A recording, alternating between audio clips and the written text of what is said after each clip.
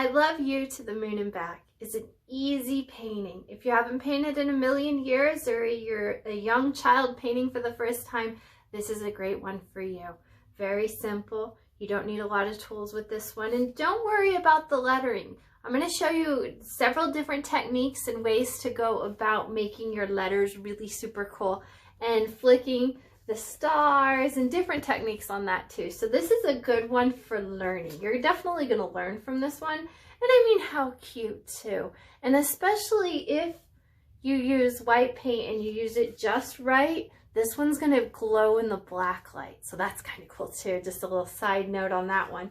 You could use glow in the dark and black paint and all that, but just by having the white, it's really going to stand out. So it'll be super cool. And yeah.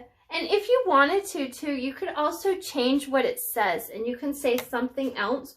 Or if you don't want to add words, you can also do that too. It's up to you. And how cool you want to make your painting and what you want to do. And everybody's painting is going to look slightly different. But I mean, yeah, this is totally cool.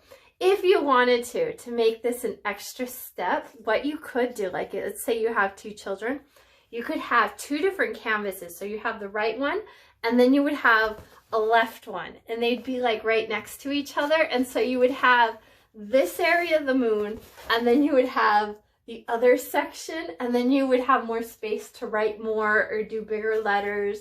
So there's so many, it's very versatile. And I mean, what a cute gift. I'm hanging this one in my living room. So yeah, this is a really good gift and just a reminder to the family, hey guys, I love you. Don't forget about it. I love you.